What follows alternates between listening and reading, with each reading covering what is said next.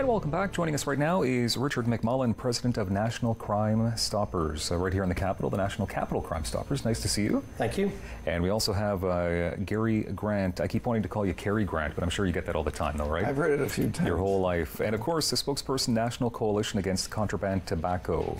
Good to have you here. And we've had you gentlemen on the show. I guess it's been about a year now. Correct. Okay. So, Richard, Crime Stoppers, you've been a part of our community now for how many years at this point? The Crime Stoppers program here in our city has been around since 1985. And we're a partnership with the media, the police, and the community to help solicit anonymous tips from the public that help law enforcement solve a whole variety of crimes. Okay. Still as effective as ever? Yes, and you know, it's something that we continue to see a need for in this city. You know, any criminal activity can be reported, and you know, here today we're talking about the illegal contraband tobacco issue that is an issue for our city, not just for the tobacco piece, but for the fact that it funds a lot of criminal activity. We don't want that. Gary, a National Coalition Against Contraband Tobacco.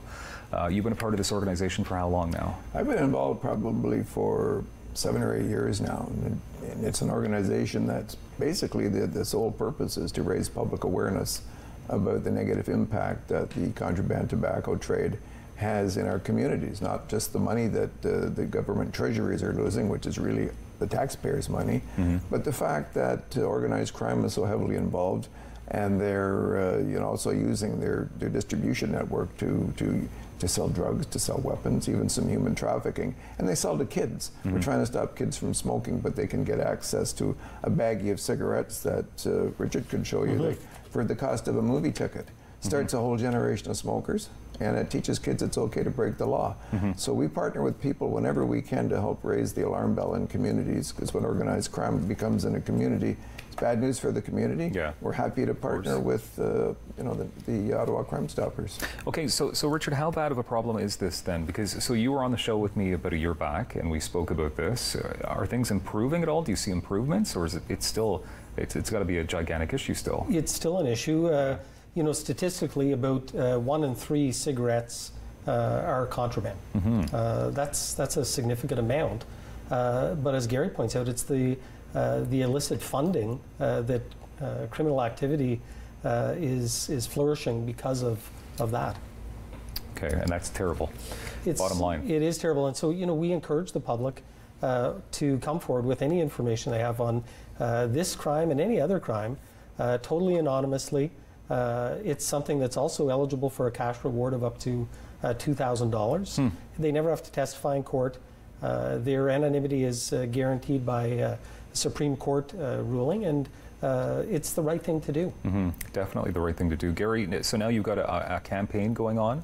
Yes. And you're targeting the downtown area? We're targeting mostly the downtown area. There's several locations across the city. We're putting near bus shelters and near where people congregate these posters that remind people that contraband tobacco is a problem in the community, that it is illegal, and that if they have any information on this type of activity, they can call Crime Stoppers, or as Richard said, about any other type of crime, they can call Crime Stoppers and remain anonymous. And it's a good way to fight a criminal activity in your community and try and rid the community of organized crime. Richard, compared to other cities, I mean, how bad is the problem here? Well, it's a good question. You know, I think the statistics show that some parts of Ontario are in worse shape than we are. Northern Ontario is seeing a pretty dramatic increase in the number of contraband tobacco sales. Eastern Ontario is still bad. It's a province-wide issue. And in fact, it's a Canadian issue. Okay, so Gary, how do you spot this? Because sometimes people may, you know, they may be watching right now and they're possibly thinking they know of somebody that's doing this. They don't call perhaps because they're afraid maybe they're not doing it, but they see that there could be a problem. How do you spot the problem? Well, people sometimes, they'll know if someone's, you know, talking about getting cigarettes for, you know, next to nothing, $10 or $12 instead of the usual price. Yeah. Or they comes in a baggie or something that doesn't look like a legal cigarette package. they'll probably know. I teach at Humber College, and all of my students know where they can get contraband tobacco. I ask them every year. So whether it's at a mom and pop convenience store, or whether it's from a guy in a white van, people keep their eyes open. They know people that smoke. They know people that maybe come to work and are bragging about smoking and getting the cheap smokes, without realizing that they're also funding organized crime. So, you know, if you do know who it is, please give Crime Stoppers a call. You don't have to get involved, and Crime Stoppers isn't going to go out and just bust somebody. They're going to call the police at Ottawa Police. The police will conduct a proper investigation, and if it pans out that a person is dealing in contraband tobacco, there'll be action taken.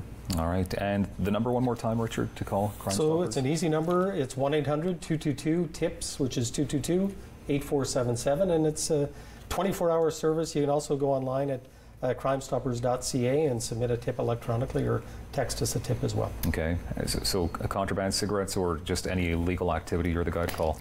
That's it. We take about 4,000 anonymous tips per year from the public, so it's quite significant, and the results, we don't ever get a chance to trumpet our own success, but the results are quite impressive. It's quite a service you provide. Yeah, all anonymous. Wow. Gary and Richard, thank you for being on the show again. Nice to be here again. And we have much more coming up on Daytime. How about the West End studio tour? Details next on Rogers TV.